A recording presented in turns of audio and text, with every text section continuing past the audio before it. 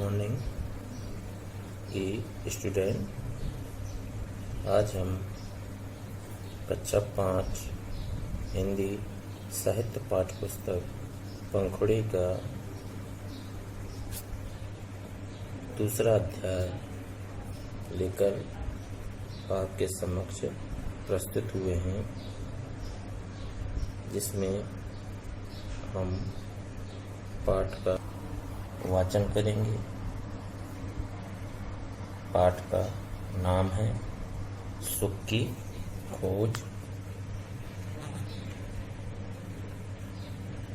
अभी पिछले वीडियो में आपने वीडियो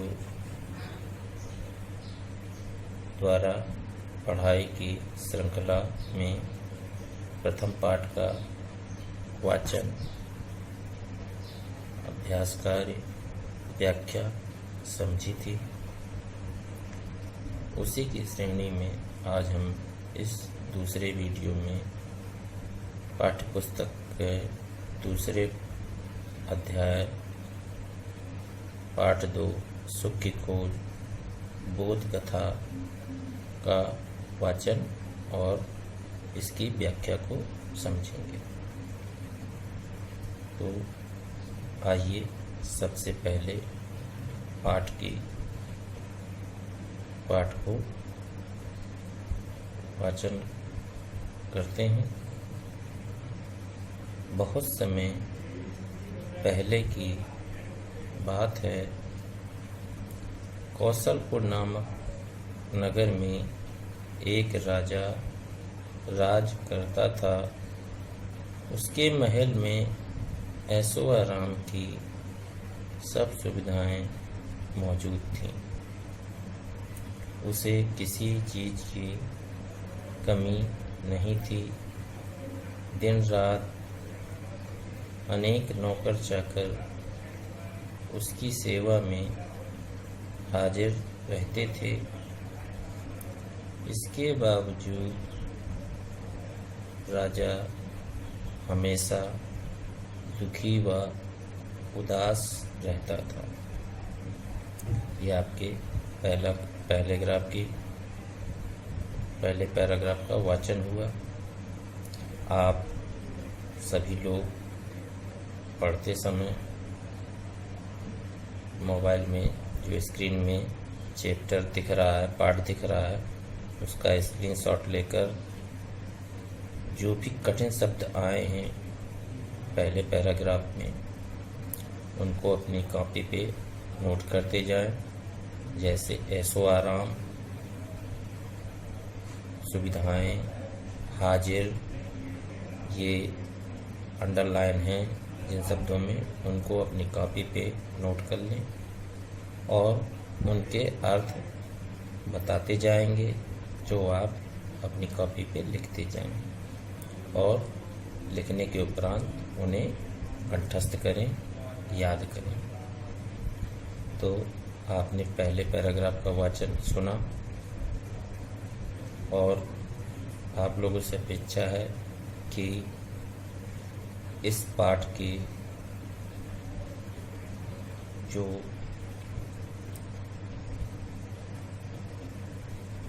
कठिन शब्द आपको बताए जाए उन्हें याद करें और पाठ का एक पेज सुंदर अक्षरों में श्रुतलेख करें या सुलेख लिखें। दूसरा पैराग्राफ, आइए इसका वाचन करते हैं। एक दिन राजा एक सिद्ध महात्मा के पास गया। विनम्र भाव से महात्मा जी को प्रणाम कर उससे कहा, मेरे राजमहल में सुख सुविधाओं की प्रत्येक वस्तु मौजूद है। किसी चीज की कमी नहीं है। मेरा भरा पूरा परिवार है, नौकर चाकर हैं तथा भरपूर दौलत है, फिर भी मैं दुखी व उदास रहता हूँ। आप मुझे कोई ऐसा उपाय बताइए जिससे मैं सुखी व प्रसन्न रहूं।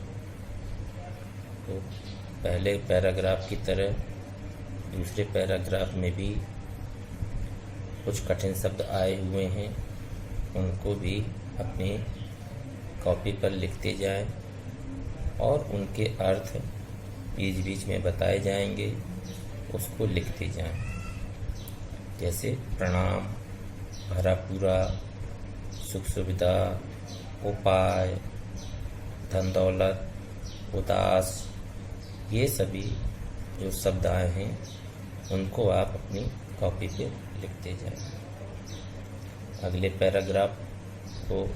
पैराग्राफ का वाचन करते हैं। महात्मा जी ने राजा की सारी बातें ध्यानपूर्वक सुनी। वे कुछ क्षण चुप रहे, फिर उन्होंने जवाब दिया, राजन, आप चिंता ना करें। आपका दुख दूर करने का एक उपाय है, ध्यान से सुनिए। एक रात आप किसी सुखी आदमी की चादर ओढ़कर सो जाएं, फिर सारा दुख दूर हो जाएगा। राजा ने सोचा, यह तो बहुत सरल उपाय है। हमारे राज्य में सुखी आदमियों की कमी नहीं है। एक नहीं, मैं कई चादरें मंगवा सकता हूँ। इस प्रकार दूसरे पाठ का प्रथम अंश का वाचन किया गया। सुख की खोज पाठ का नाम है, अर्थात यह कहानी बोध कथा का अर्थ होता है ऐसी कथा जिससे व्यक्ति को प्रेरणा मिले। इसे प्रेरक प्रसंग भी कहा जा सकता है। तो प्रस्तुत कहानी में एक राजा है जिसके पास सब कुछ, सारी सुख सुविधाएं उपलब्ध होती हैं, लेकिन वह हमेशा दुखी व उदास रहता है। तो वह अपने जीवन को सुखी बनाने के लिए एक सिद्ध महात्मा के पास पहुंचता है, ताकि उससे वह उपाय जान सके कि आखिर वह अपने जीवन में किस प्रकार सुखी रह सकता है। तो आपका इस प्रकार प्रथमांश का वाचन हुआ। आपने कठिन शब्द अपनी कॉपी पे लिखे ही होंगे। अब इसकी व्याख्या को समझते हैं। व्याख्या करते समय बीच बीच में कठिन शब्दों का अर्थ बताया जाएगा और आपको नोट कराया जाएगा।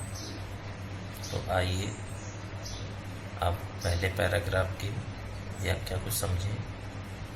तो बहुत पहले समय की बात है, कौशलपुर नामक नगर में एक राजा राज करता था। तो ये कहानी एक कौशलपुर नामक नगर की है, जहाँ का राजा बड़े ऐशो आराम से रहता था।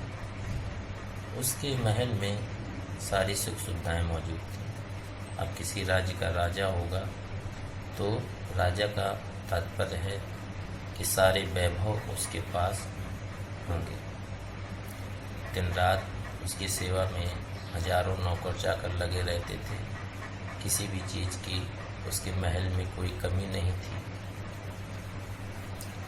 बस कमी तो थी उसके अंदर, जो हमेशा राजा को लगा रहता था कि वह दुखी है, उदास है। उदास का मतलब दुखी होना, ऐशो आराम, सुख सुविधाओं से युक्त। तो राजा इस बात से हमेशा परेशान रहता था कि आखिरकार ऐसी क्या सी बात है जो मेरे जीवन को सुखी नहीं बना रही है। इसी उधेड़ बुन में वह हमेशा बना रहता था। तो एक दिन उसे लगा कि क्यों ना मैं किसी महात्मा के पास जाऊं और इस दुखी होने के उपाय को जानूं। एक दिन वह राजा एक सिद्ध महात्मा, सिद्ध मतलब श्रेष्ठ महात्मा, जो बहुत पहुँचे हुए महात्मा होते हैं, उसके पास गया और विनम्र भाव से आदरपूर्वक विनम्र भाव से महात्मा जी को प्रणाम करता है। प्रणाम का मतलब नमस्कार, प्रणाम करता है और महात्मा जी को अपने विषय में बताता है कि हे महाराज, मैं राजा हूँ कौशलपुर का। मेरे महल में सुख सुविधाओं की प्रत्येक वस्तु मौजूद है, किसी चीज़ की कमी नहीं है। ना मुझे धन का अभाव है, ना मुझे संतान का अभाव है, और ना ही मेरे स्वागत सत्कार में कोई कमी है। मेरा हरा पूरा परिवार है, नौकर चाकर हैं और धन दौलत से खजाना भरा हुआ है। ये सब होते हुए भी मेरा जीवन सुखी नहीं है।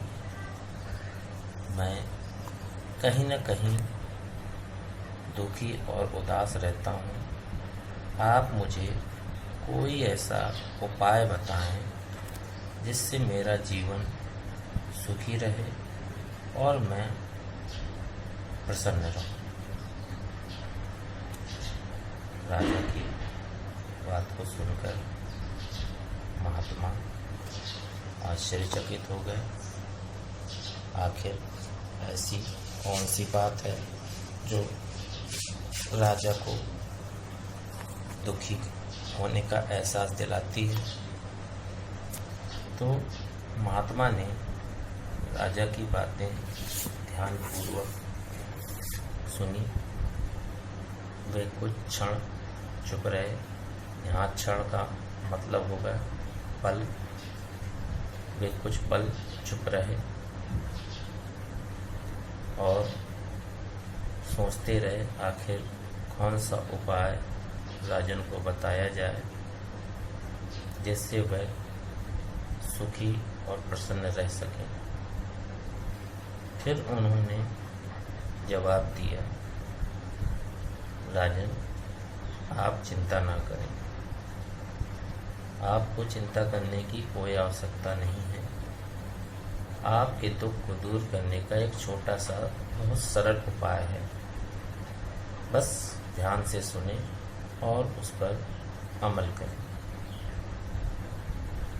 राजा को उत्सुकता हुई कि आखिर महात्मा ऐसा कौन सा उपाय बताने जा रहे हैं जो बड़ा सरल है, जिसको मैं करने के पश्चात सुखी जीवन व्यतीत कर सकता हूँ। उन्होंने झट से महात्मा से कहा, हाँ महात्मा, आप उपाय तत्काल बतलाइए। तो महात्मा ने कहा कि राजन, ध्यान से सुनिए। एक रात आप किसी सुखी व्यक्ति की चादर ओढ़कर सो जाएं। फिर आपका सारा दुख दूर हो जाएगा। राजा ने जब यह उपाय सुना, उन्हें आश्चर्य हुआ कि आखिर ये कौन सा उपाय है कि किसी सुखी व्यक्ति की चादर ओढ़कर सो जाएं, जिससे सारा दुख दूर हो जाएगा। राजन को लगा कि सिद्ध महात्मा है, कोई न कोई इस उपाय के अंदर ऐसा छिपा होगा जिससे मेरा सारा दुख दूर हो जाएगा। तो राजा ने सोचा, ये तो बहुत सरल उपाय है महात्मा, इसमें कोई कठिनाई नहीं है। हमारे राज्य में वैसे भी सुखी आदमियों की कोई कमी नहीं है। चारों तरफ राज्य में खुशहाली है, समृद्धि है, कोई परेशान नहीं है। तो हमारे राज्य में सुखी आदमियों को ढूंढने के लिए कोई कमी नहीं है। यहाँ एक चादर है, मैं तो कई चादर मंगवा सकता हूँ, क्योंकि हमारे राज्य में चारों तरफ खुशहाली है, सभी खुशीपूर्वक रहते हैं। तो राजा को यह उपाय अत्यंत सरल लगा और उसने सोचा कि अगर इस प्रकार करने से मेरा जीवन सुखी हो जाएगा तो ये महात्मा ने बहुत ही सरल उपाय बताया है और इस उपाय को पूरा करने के लिए मुझे कोई कठिनाई नहीं होगी। राजा महात्मा के पास से वापस अपने राज्य में आते हैं और अपने सभा में उपस्थित होकर अपने प्रमुख सेवकों को राज्य के अलग अलग भागों में, गांव में सुखी व्यक्ति को ढूंढने के लिए भेज देते हैं। इस प्रकार इस पाठ का जो प्रथम अंश है उसकी व्याख्या आपने सुनी। प्रस्तुत पाठ में जो भी समस्याएं आपको आ रही हों, उन समस्याओं को आप लोग अपने विषयाध्यापक से संपर्क करके उनका निदान कर सकते हैं और प्रस्तुत पाठ के स्क्रीनशॉट लेकर एक पेज सुंदर और स्वच्छ सुलेख लिखने का अभ्यास अवश्य करें। पाठ में आए हुए कठिन शब्दों को लिखें, उनके अर्थ लिखें, एक से अधिक अर्थ ढूंढने की कोशिश करें जिससे आपके शब्दकोश में बढ़ोतरी हो और उन्हें कंठस्थ करें, याद करें। अब अगले वीडियो में आपको दूसरे अंश का वाचन होगा और उसकी व्याख्या की जाएगी। आपसे ऐसी आशा है कि आप सब लोग इस समय को देखते हुए ही लड़ने की जो सुविधा प्रदान की गई है, आप सब लोग इस सुविधा का उपयोग करके अपने ज्ञान के कौशल को बढ़ाएंगे और जब तक विद्यालय सुचारू रूप से नहीं चलते तब तक आप घर में रहें, सुरक्षित रहें, समय समय पर हाथ धुलते रहें और प्रस्तुत समय में अपने आप को सुरक्षित रखें। धन्यवाद। Good morning, class 5th B. We already had our reading and explanation of lesson 1 to 3 paragraph. We revise it again, okay? Once again. Long time ago, a story was written in Spain. A man who lived in a fort, he wants to become a famous person and wants to help people who were in danger. He wants to become a knight and ride around dressed in a suit of armor. But there were no knights anymore. Okay, there is no knights anymore. World changed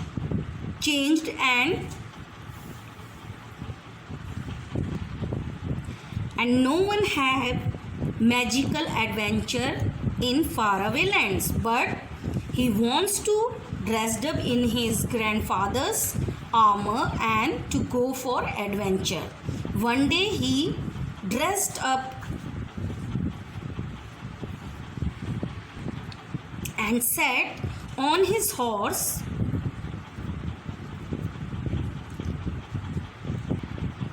with his squire means a young man who is an assistant to a knight. He is an assistant to a knight. His name was Sancho Panza. When he saw Don Quixote, he laughed, but he did not care about. Who did not care about? Don Quixote. And asks Sancho, do you want me to make you the ruler of some distance land? And Sancho said yes. When he heard this, he stopped laughing. Now this one, our three paragraph is already ready. Now we will start fourth paragraph. Okay.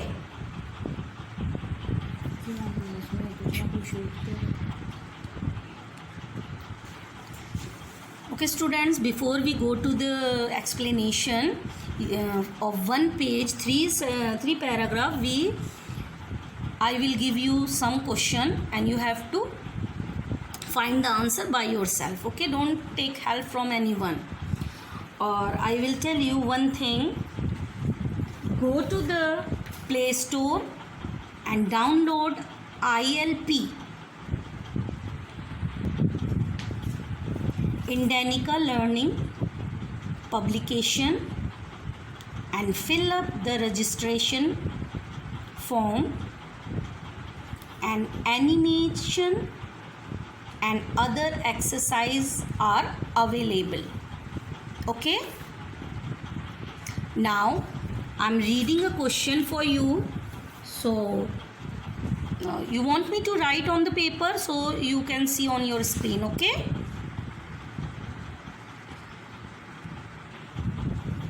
okay, question number 1. Why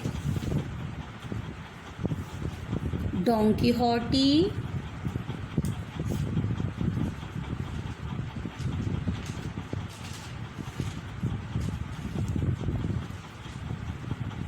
wanted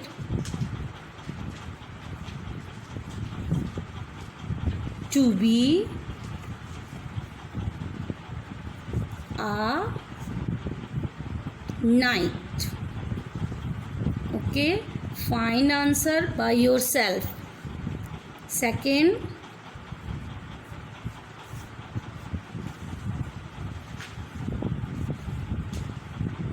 homework. Okay, date. Second question. First, why Don Quixote wanted to be a knight? Now second question, how he dressed as a knight.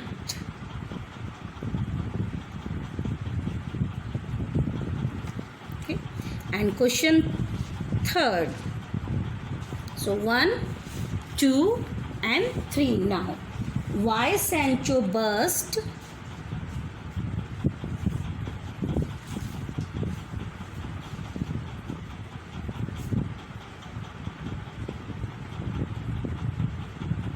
out laughing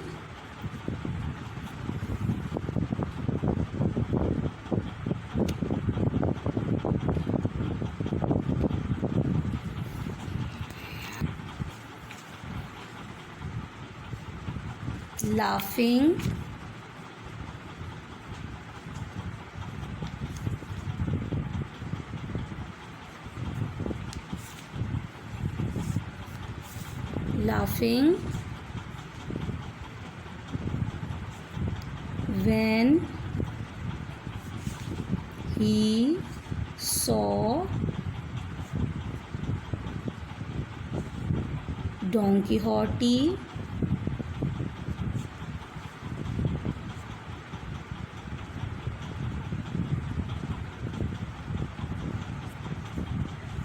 dressed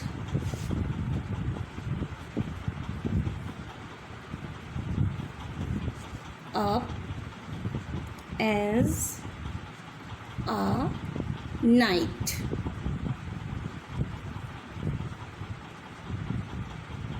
Okay, there is 3 questions, so try to solve yourself. Not very long, short answers. Okay, 3 sentence or 4 sentence. So when Don Quixote wanted to be a knight, why? How he dressed as a knight? Why Sancho burst out laughing when he saw Don Quixote dressed up as a knight? Okay. Now let's start paragraph 4. Well, get on your donkey and come with me, said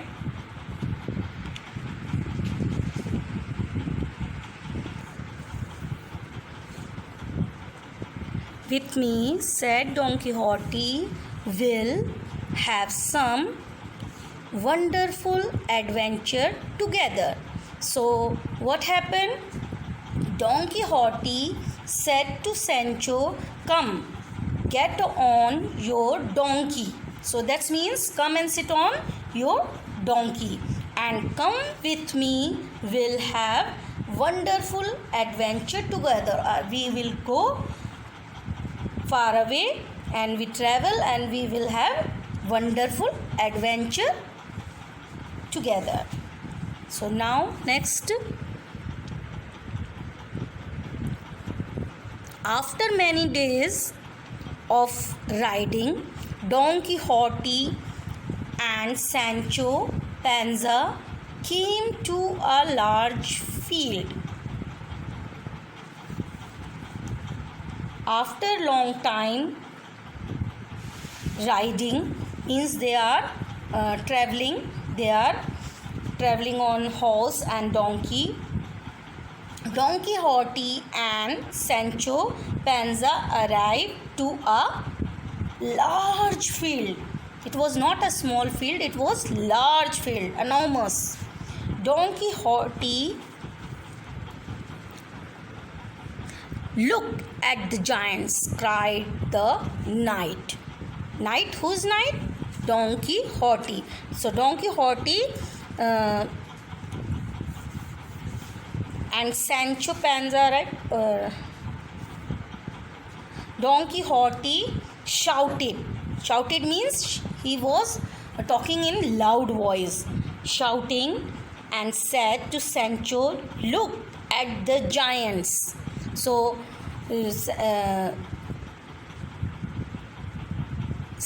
what giants? Asked Sancho. So what happened? Sancho asked, what giants? Don Quixote said, over there, see, there.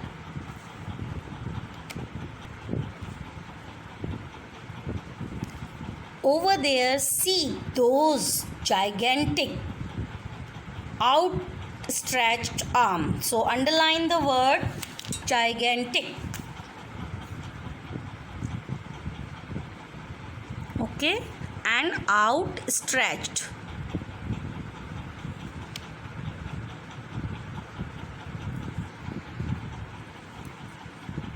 Gigantic means enormous, very big.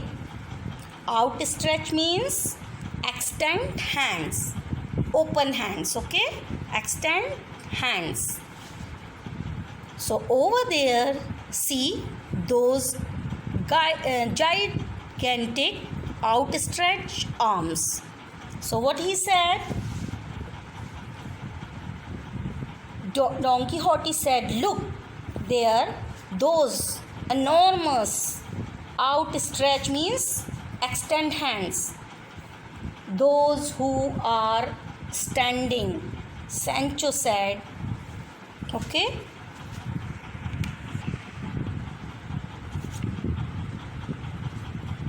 Now we will turn our page. Okay, we will open page 2.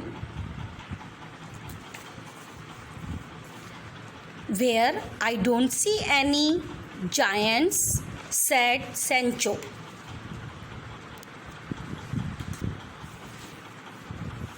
All I see are windmills. Now, what happened? Sancho said, I do not see, I am just seeing windmills. There, Sancho looked there. Don Quixote was pointing at the windmills. So, what happened? Don Quixote was shouting with his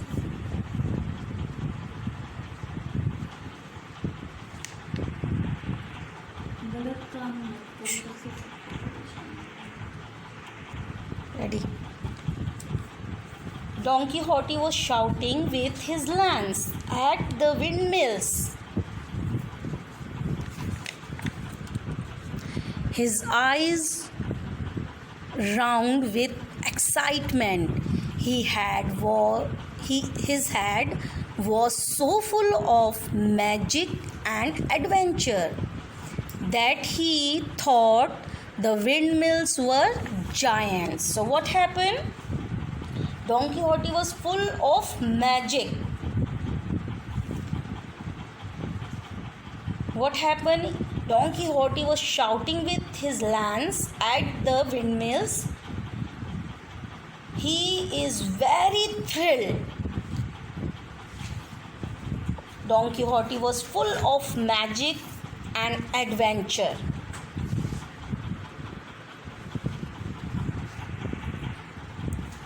That he was thinking that windmills were giant. Okay? Now next paragraph. I don't see any giants, Sancho said firmly, hoping to change the mind of his fanciful friend. Sancho said, no, there is no giants. There is only windmills. Now underline the word pointing.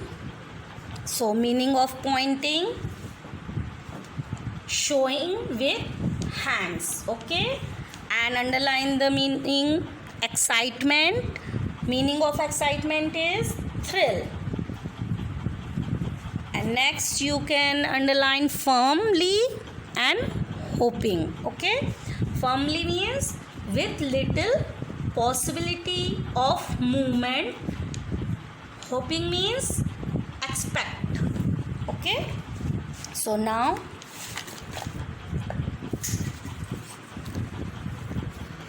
you are stupid, Sancho said Don Quixote. They are giants and I am going to fight them. Now what happened? Sancho did not have any imagination, and so Don Quixote called Sancho a fool for missing adventure, because Don Quixote was imagining everything. Okay, that's why.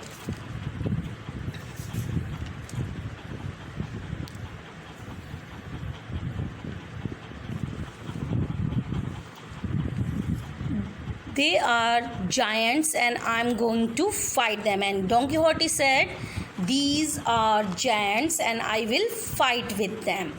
Before Sancho could utter another word, Don Quixote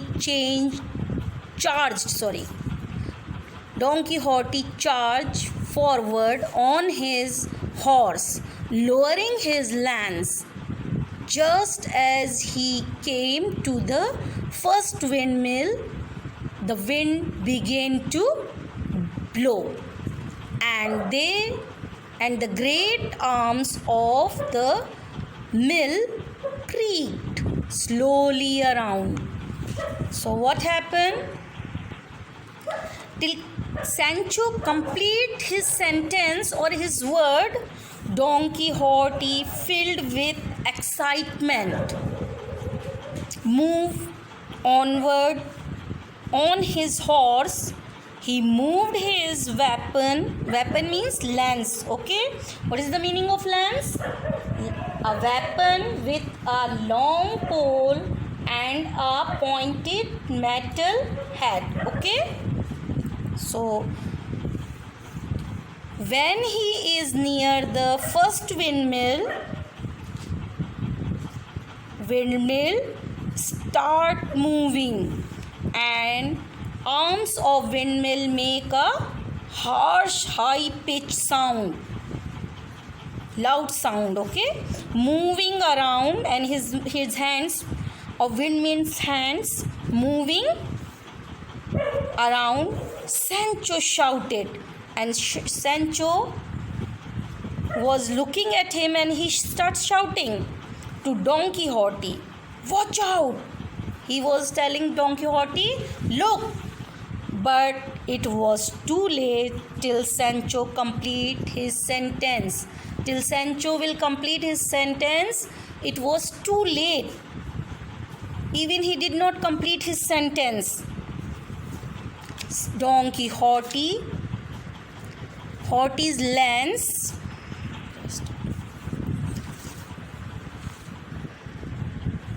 before Sancho could utter another word, Don Quixote charged forward on his horse, lowering his lance. Okay, just as he came to the first windmill, the windmill began to blow, and the great arms of the mill creaked slowly.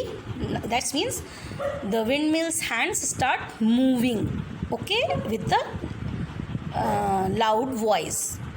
Now watch out, Don Quixote yelled Sancho, but it was too late.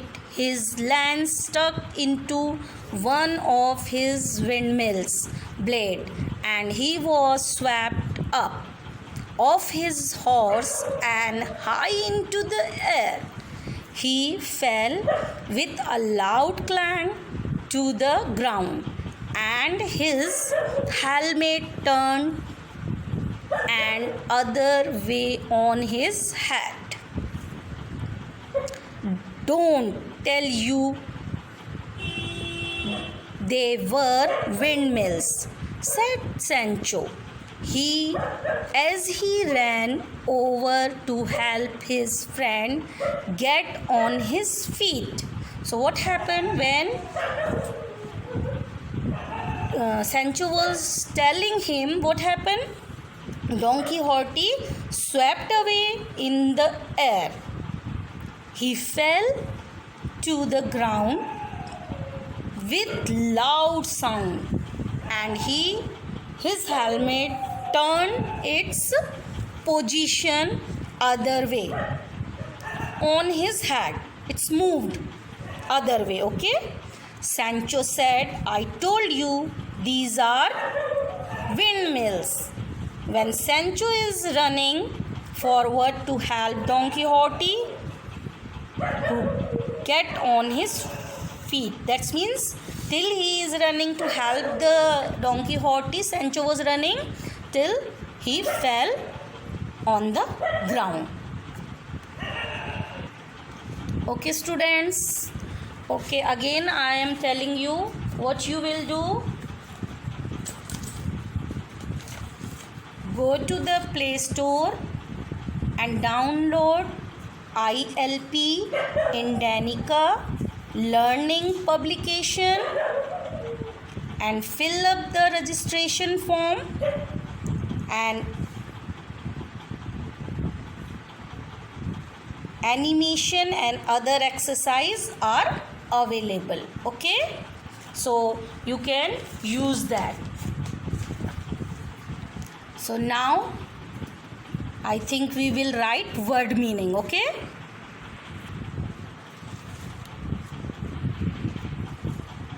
now students, open your copy of class 4th. Okay, if your literature copy is filled, so you can take the grammar copy. Okay, and write date, In first line, date, classwork, lesson name you can prepare in your rough copy page. So when we prepare new copy, classwork copy, then you can stick. Okay, so the man who fought windmills. So first word is, so that's the exercise. First word is here, armor.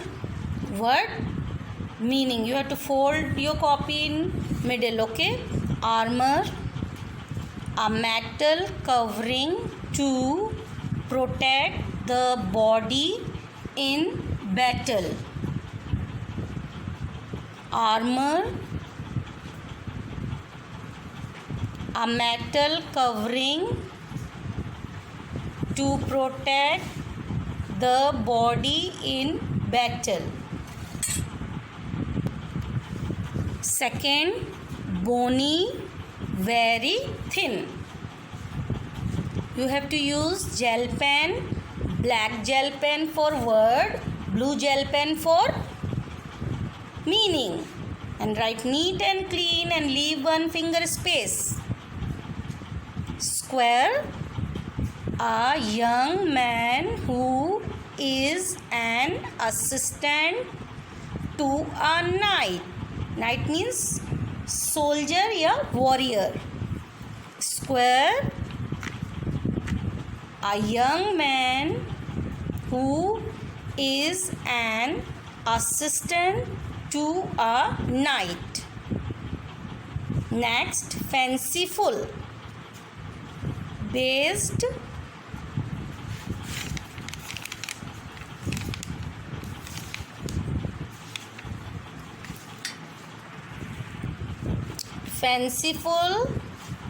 based on imagination. So let me again read square. A young man who is an assistant to a knight. Fanciful, based on imagination. Next, lance, a weapon. It's not a weapon. So you don't call weapon, it's weapon. Lance, a weapon with a long pole and a pointed metal head. Lance, a weapon with a long pole and a pointed metal head. Next, clang. Write down clang.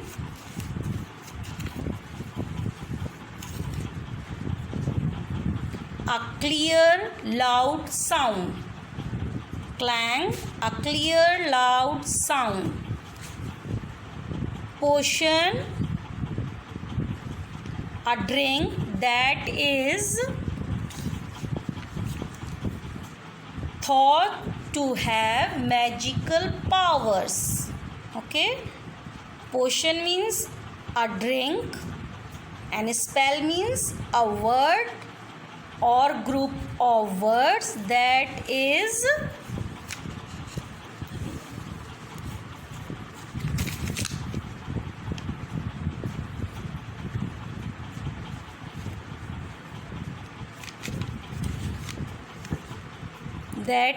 thought to have magical powers.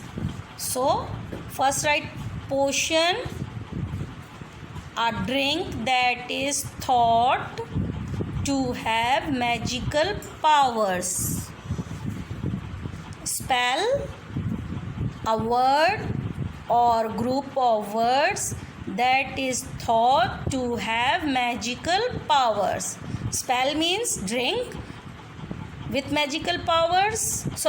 Potion means drink with magical powers, and spell means words with magical powers. Okay, here spell, a word or group of words that is thought to have magical powers.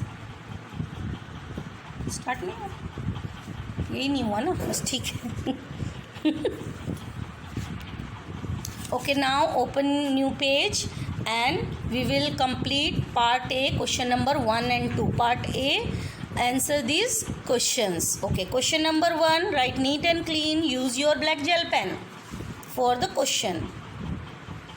What did Don Quixote think the windmills were?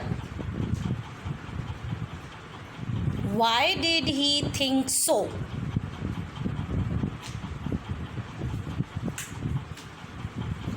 Once again, what did Don Quixote think the windmills were? Why did he think so? So look at the answer. When you write answer, you have to use gel pen, okay? Not dot pen, blue gel pen. Answer: Don Quixote thought that the windmills were giants. Don Quixote thought that the windmills were giants. This was because their blades looked like the outstretched arms of a giant. Once again, I am repeating answer. Don Quixote thought that the windmills were giants. This was because their blades looked like the outstretched arms of a giant. Write neat and clean. Now we will write question number 2. Describe Don Quixote's adventure with the windmills. Describe Don Quixote's adventure with the windmills. Okay, now write answer 2. Don Quixote thought that the windmills were giants and he attacked one of them with his lance. As he stuck his lance into one of the windmill's blades, he was swept up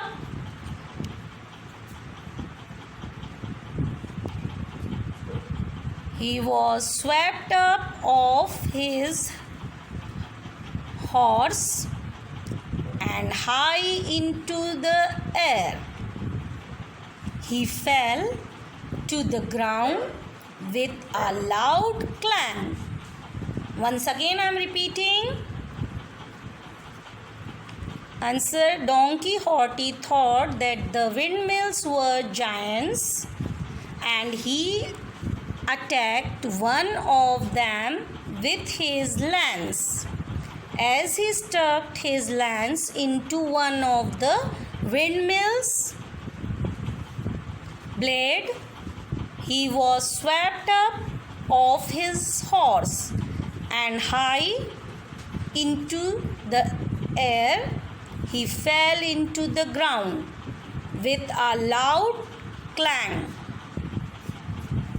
Okay, students, remember our today's work is finished. So write down in this your word meaning and your two question number 1 and question number 2 of part A.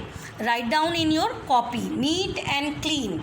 Okay, neat and clean. And go to the washroom and wash your hands and ready for next period. Okay. Welcome student in your social studies class.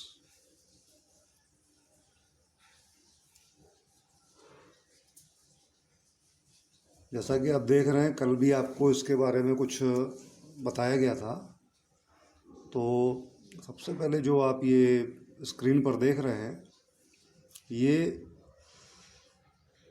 8 planet में से एक planet है जिसको unique planet बोलते हैं। Unique means only, अनोखा, only या फिर अनोखा, अनोखा प्लैनेट। 8 प्लैनेट में से एक ही ऐसा प्लैनेट है अर्थ जिस पर कि जीवन संभव है, इसलिए इसको यूनिक प्लैनेट भी बोलते हैं। अब इसमें जैसा आप देख रहे हैं कि ये जितना भी ये ब्लू कलर है, ये ब्लू कलर जो है ये पूरा का पूरा ओशियंस हैं, और सारे जो ओशियंस के बारे में जो हमने रीड करा लास्ट पीरियड में, वो सारे के सारे ओशियंस आपस में एक दूसरे से जुड़े हुए हैं, और इसीलिए वाटर लेवल हमेशा हर जगह का बराबर रहता है। और जो हम ये ग्रीन कलर या अदर कलर देख रहे हैं, इधर येलो कलर है, ग्रीन कलर है, या और भी किसी कलर में इसको दिखाया जा सकता है, तो ये लैंड मास है। लैंड मास ज़मीन जिस पर कि लोग रहते हैं, बाकी में ओशन है और पानी है। तो ये 71% of total earth surface is covered with water. अभी हम अर्थ का एक तरफ का हिस्सा देख रहे हैं, दूसरी तरफ का हिस्सा नहीं देख पा रहे हैं। तो ये जो लार्ज लैंड मास एरिया है which is covered with water is called continent. जो बड़े बड़े लैंड मासेस हैं, ज़मीन के बड़े हिस्से हैं जो चारों तरफ पानी से घिरे हुए हैं, तो इनको हम बोलते हैं कॉन्टिनेंट। ये कॉन्टिनेंट है, ये भी आप देख रहे हैं, ये कॉन्टिनेंट है। इधर भी जो हिस्सा थोड़ा दिख रहा है ये कॉन्टिनेंट का हिस्सा है, और अगर हम अर्थ के उस तरफ देखें तो उधर भी इस तरह के हिस्से मिलेंगे, वो कॉन्टिनेंट हैं। और जो बड़े ये ब्लू कलर के पार्ट दिख रहे हैं जहाँ पर पानी है, समुंदर है, इनको हम ओशंस बोलते हैं। तो हम इस चैप्टर के बारे में जो पढ़ने जा रहे हैं, तो ध्यान दें आप लोग। तो चैप्टर के स्टार्टिंग में जो हम पढ़ रहे हैं, सबसे पहले लिखा है the earth is one of the 8 planet of our solar system. यानी earth is one of the 8 planet. Earth उन 8 प्लैनेट में से है जो हमारे सोलर सिस्टम में हैं। तो सोलर सिस्टम में 8 प्लैनेट हैं, आपने पहले भी पढ़ा है। Mercury, Venus, earth, Mars, Jupiter, Saturn, Neptune and Pluto. उनमें से थर्ड पर है अर्थ। थर्ड पर अर्थ है according to distance from the sun. सबसे पहले है वीनस, सबसे पहले मरकरी, फिर है वीनस, और थर्ड पर अर्थ। तो हम केवल अर्थ के बारे में इस चैप्टर में पढ़ेंगे। सबसे पहले मरकरी, फिर वीनस, फिर थर्ड पर अर्थ। तो अर्थ के बारे में ही केवल हम पढ़ेंगे। तो हमने अभी फर्स्ट लाइन पढ़ी, the earth is one of the 8 planet of our solar system. Earth solar system के 8 प्लैनेट में से एक प्लैनेट है, 1 प्लैनेट है। It is the third planet from the sun. It is the third planet from the sun. जैसा कि अभी बताया, सबसे पहले नियरेस्ट टू द सन कौन है? मरकरी, फिर सेकेंड पर वीनस, फिर अर्थ। तो हम थर्ड प्लैनेट अर्थ के बारे में पढ़ रहे हैं। आगे देखें। And the largest of the 4 Rocky planet. और जो 4 रॉकी प्लैनेट हैं उनमें लार्जेस्ट प्लैनेट है। When viewed from the space, अगर इसको स्पेस से देखा जाए, यानी मून से अर्थ को देखा जाए या और कहीं स्पेस से अर्थ को देखा जाए, तो it looks like a shining blue ball. जो अभी मैं आपको दिखा रहा था पिक्चर, शाइनिंग ब्लू बॉल, चमकती हुई एक ब्लू बॉल की तरह दिखाई देता है। चमकती हुई एक ब्लू बॉल की तरह दिखाई देता है। जो आपने शुरुआत में अभी इस वीडियो में देख रहे थे, वो स्पेस से लिया गया पिक्चर है अर्थ का। तो एक चमकती हुई ब्लू बॉल की तरह दिखाई देता है अर्थ। और earth is a unique planet. Unique means only one. Unique means only one, या हिंदी में बोले अनोखा। अनोखा क्यों है? क्योंकि लाइफ यहीं पर पॉसिबल है और कोई प्लैनेट नहीं जिस पर लाइफ हो। यानी बैक्टीरिया, वायरस से लेके लार्जेस्ट एनिमल ब्लू व्हेल तक सारे लिविंग बींग्स अर्थ पर ही हैं और किसी प्लैनेट पर लिविंग बींग्स नहीं हैं। इसलिए हम इसको यूनिक प्लैनेट भी बोलते हैं। यूनिक प्लैनेट मीन्स अनोखा या ओनली वन। तो earth is unique planet in the solar system because अब यहाँ रीजन दिया हुआ क्यों है, अर्थ यूनिक प्लेनेट क्यों है, अनोखा प्लेनेट क्यों है। तो उसके रीजन में नंबर 1 पे हम देखें, it is the only planet known to have life. तो पहला रीजन यही है कि केवल यही एक प्लेनेट है जिस पर लाइफ है। पॉइंट नंबर 2 है, it is the only planet whose atmosphere contain 21% oxygen. और यही एक प्लेनेट है जिस पर कि 21% ऑक्सीजन है। 21% ऑक्सीजन मीन्स, और एटमॉस्फेयर तो आप जानते ही होंगे, the layer of air surrounding the earth. Last class में भी आपने एटमॉस्फेयर के बारे में पढ़ा है, हवा का घेरा, जिस हवा का एक परत जो इसने अर्थ को घेरा हुआ है। हवा का एक घेरा जिसने अर्थ को घेरा हुआ है उसको एटमॉस्फेयर, या हिंदी में बोलते हैं वायुमंडल। वायुमंडल, हवा का घेरा। अब देखें point number 3, it is the densed planet and about 70% of its surface is covered with water.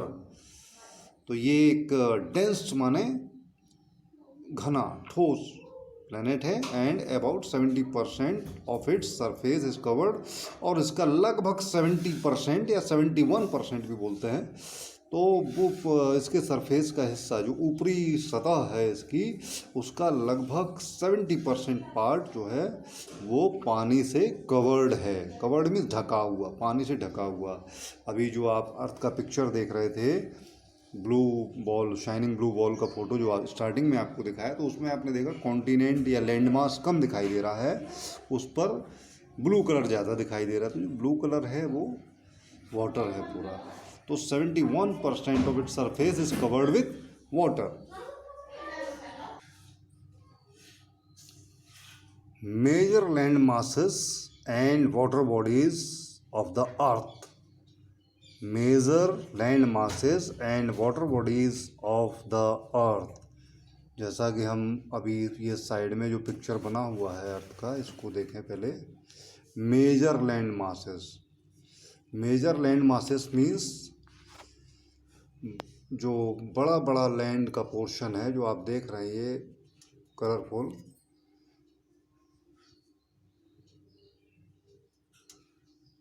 जैसे ये जो ब्लू पार्ट आप देख रहे हैं पूरे ओशंस हैं। ये उस बॉल को, ये मान लीजिए कि पीछे से खोल दिया गया है और उसको फैला दिया गया है ताकि आप पूरा जो वर्ल्ड है एक बार में देख सकें। तो ये ग्रीन कलर में जो लैंड मास देख रहे हैं आप, इतना बड़ा सा, ये बड़ा लैंड मास है, बहुत बड़ा लैंड एरिया है। तो इसका नाम है नॉर्थ अमेरिका। ये दूसरे कलर में आप देख रहे हैं जो पिंक कलर्स, ये south America.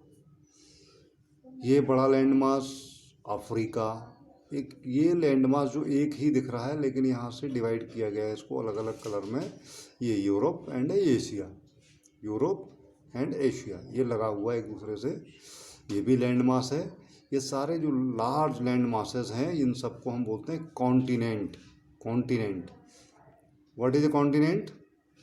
A large land mass which is surrounded by water. A large land mass which is surrounded by water is called continent. अब यहाँ देखें हम, अगर 1 2 3 4 5, this is 6, Australia. Australia is the smallest continent. Australia is the smallest continent. सबसे छोटा continent कौन सा है? ऑस्ट्रेलिया, जो आप देख रहे हैं। और सबसे बड़ा कॉन्टिनेंट कौन सा दिख रहा है आपको? सारे कलर में कंपेयर कीजिए, सबसे बड़ा कॉन्टिनेंट कौन सा दिख रहा है? तो Asia. Asia is the largest continent. तो यहाँ पर हम काउंटिंग कर रहे थे 1 2 3 4 5 6 and 7। Antarctica, Antarctica is 7th continent. तो ये 1 2 3 4 5 6 and 7 continents are there on the earth. और अब आगे पढ़ेंगे हम, जो हम शुरू करने जा रहे थे। हेडिंग थी सॉरी,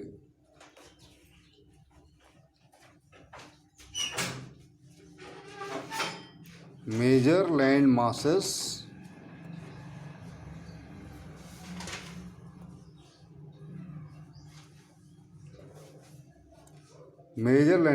एंड वाटर बॉडीज। तो जैसे ये लैंड मासेस, ये जो देख रहे हैं आप, ये हो गए, और वाटर बॉडीज, ये जो ब्लू पार्ट दिख रहा है, ये सब वाटर बॉडीज है। इनके बारे में अब हम पढ़ेंगे। तो सबसे पहले, और earth is divided into several very large land masses, several very large land masses called continent. उसको कॉन्टिनेंट कहा जाता है। जो लैंड मासेस हैं बड़े बड़े, उनको continent. And some major water bodies called oceans, और जो वाटर बॉडीज हैं उनको ओशंस कहा जाता है। Let's study them in brief. अब हम उनके बारे में ब्रीफली पढ़ेंगे, विस्तार से पढ़ेंगे। तो फर्स्ट जो ग्रीन कलर से हेडिंग लिखी है, the continent. The continent, earth's continent are constantly changing, moving and rearranging themselves. Earth continent are constantly माने लगातार एक विशेष नियम के अनुरूप। कॉन्स्टेंटली माने एक विशेष नियम के अनुरूप, या एक फिक्स टाइम पीरियड के अकॉर्डिंग। तो अर्थ कॉन्टिनेंट आर कॉन्स्टेंटली चेंजिंग, बदलते रहते हैं। क्या? मूविंग, और मूविंग मीन्स एक जगह से दूसरी जगह चलना।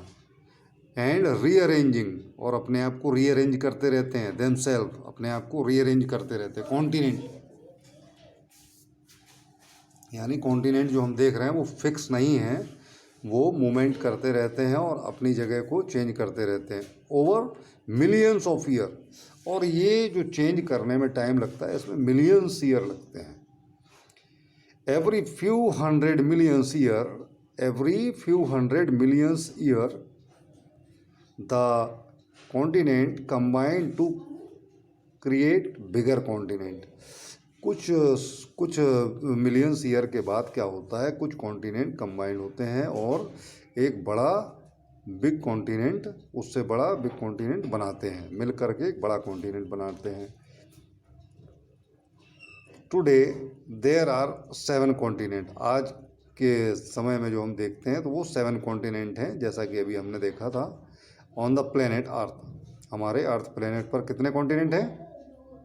7। How many continents on the earth? There are 7 continent on the earth, surrounded by 5 ocean, जो कि 5 ओशन से घिरे हुए हैं। 5 ओशन से घिरे हुए हैं। Each of these continent is unique, और सभी कॉन्टिनेंट अपने आप में अनोखे हैं। विद इट्स ओन प्लांट्स, और वो अपने प्लांट्स की वजह से, या एनिमल्स की वजह से, या डेजर्ट की वजह से, या माउंटेन या रिवर्स, या कल्चर एंड वेदर की वजह से। सब में जो प्लांट, एनिमल और डेजर्ट या माउंटेन, रिवर या कल्चर्स हैं, या वहाँ का वेदर है, सबका अलग अलग है। तो एक दूसरे से अलग अलग हैं, कोई एक जैसा है नहीं है, मिलता जुलता नहीं है, इसलिए उनको सब अपने आप में यूनिक हैं।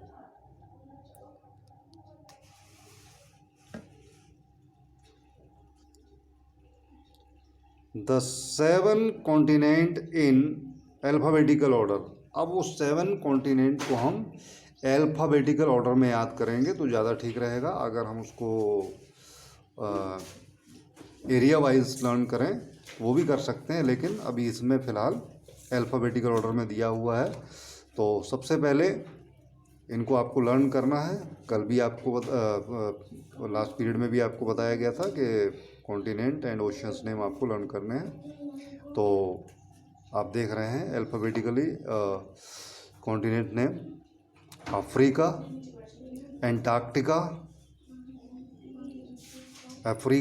Antarctica, Asia, Australia, Europe, north America and south America, North America and south America, south America. तो ये 7 कॉन्टिनेंट आपने देखे।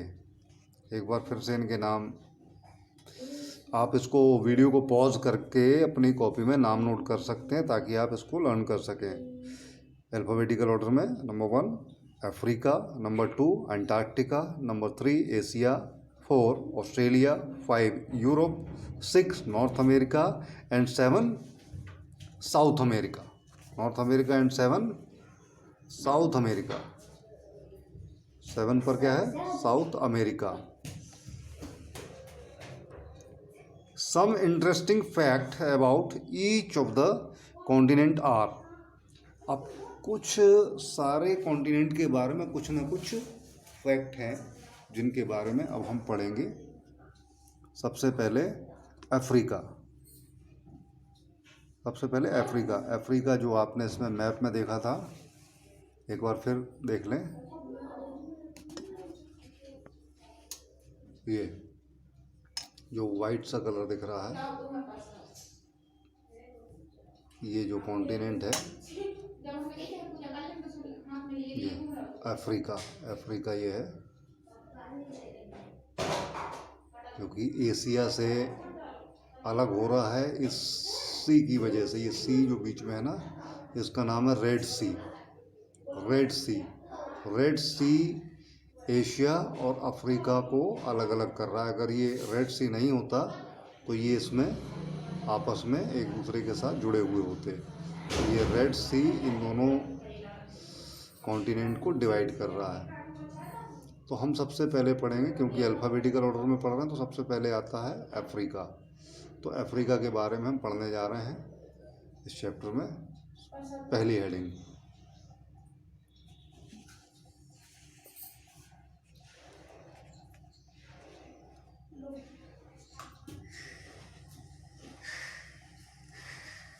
ध्यान दे बेटा।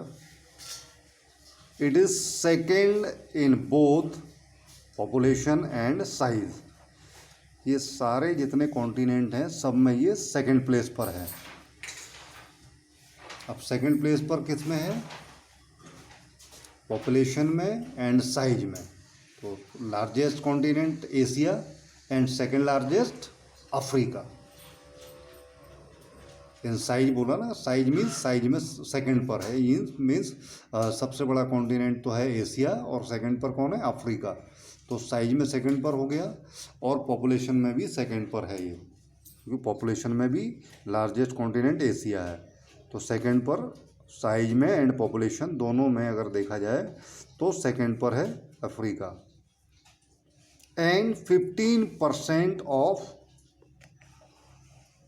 World's population lives here. और दुनिया की 15% पॉपुलेशन, पूरी दुनिया की पॉपुलेशन देखी जाए, population means number of man and women या number of human being on the earth. जितने लोग पूरी दुनिया में हैं उनका 15% अफ्रीका में है। 15% कहाँ है? अफ्रीका में।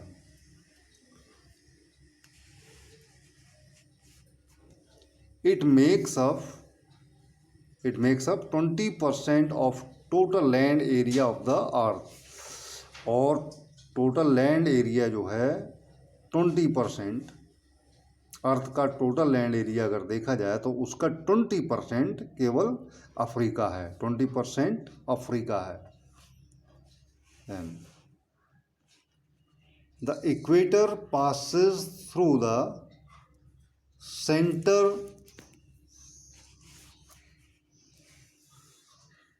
Of this continent. इक्वेटर जो है इसके सेंटर से होकर के गुजरती है। इक्वेटर मीन्स, अगर हम अर्थ को, फॉर एग्जांपल आप थोड़ा सा देख लें इसको, इक्वेटर को मैं समझा दूं। अगर हम इस अर्थ के मैप को देखते हैं,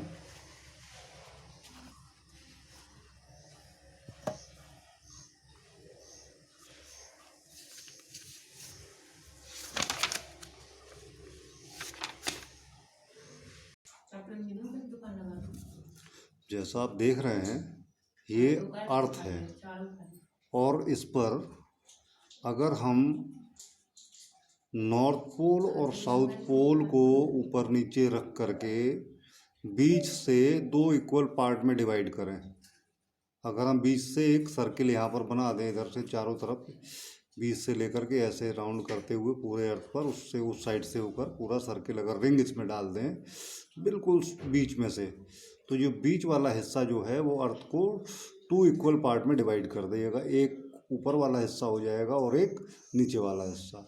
इसको हम बोलेंगे नॉर्दर्न हेमिस्फीयर और इसको बोलेंगे साउदर्न हेमिस्फीयर। तो ये जो बीच वाली लाइन है जो अर्थ को 2 पार्ट में डिवाइड कर रही है, इस लाइन को हम बोलेंगे इक्वेटर। एक्चुअली ऐसी कोई लाइन है नहीं, लेकिन उसको समझने के लिए हम एक इमेजिनरी लाइन बनाते हैं और उस लाइन को बोलते हैं इक्वेटर। तो इक्वेटर जो है, अभी जो हम पढ़ रहे थे चैप्टर में, तो इक्वेटर अफ्रीका के बीच से होकर के गुजरता है। दोबारा हम अपने टॉपिक पर जाते हैं, तो एक बार दोबारा देख लें। हम पढ़ रहे थे the equator passes through the centre of this continent, यानी अफ्रीका कॉन्टिनेंट के बिल्कुल सेंटर से होकर इक्वेटर लाइन पास होती है। अब आगे देखें।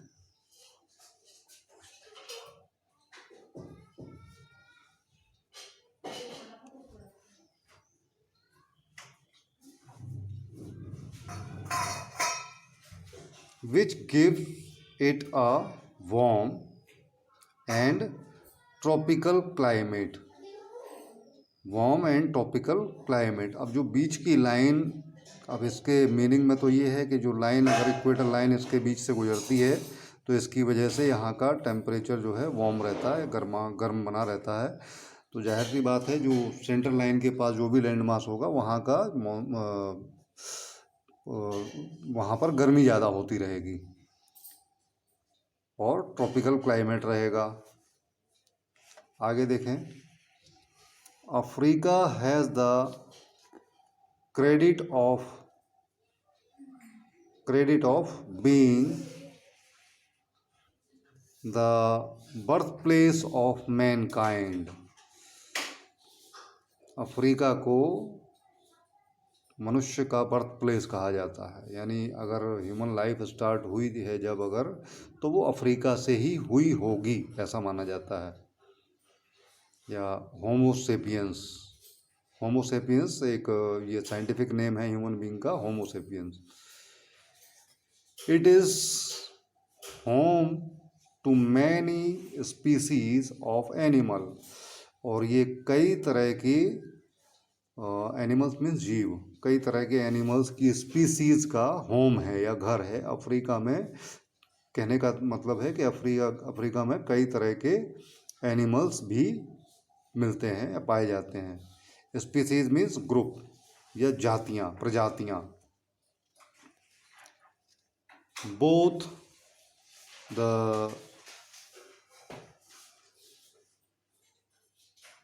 Largest African elephant and the tallest giraffe. तो लार्जेस्ट अफ्रीकन एलिफेंट भी यहीं मिलते हैं और टॉलेस्ट जिराफ भी यहीं मिलते हैं। आर फाउंड हेयर, यहाँ पाए जाते हैं। Several water bodies surrounded this continent, और कई वाटर बॉडीज ने इस कॉन्टिनेंट को घेर रखा है। The Indian Ocean on the south east, ये साउथ ईस्ट में इंडियन ओशन से घिरा हुआ है। The Atlantic Ocean on the west, और वेस्ट में अटलांटिक ओशन से घिरा हुआ है।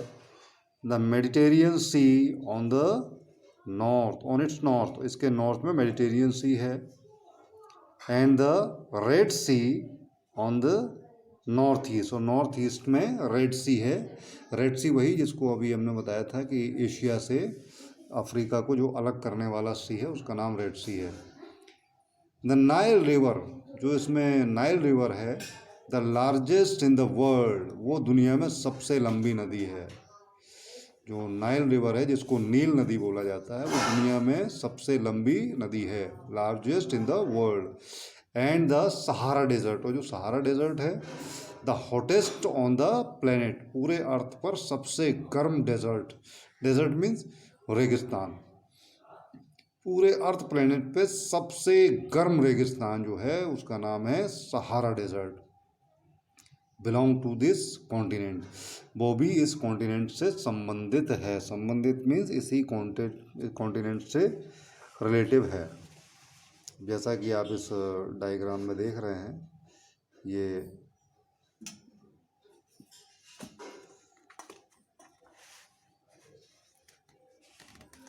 अफ्रीकन एलिफेंट है,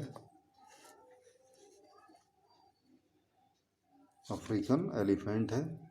और एक ये पिक्चर दिया है साइड में, Nile river, the Nile river.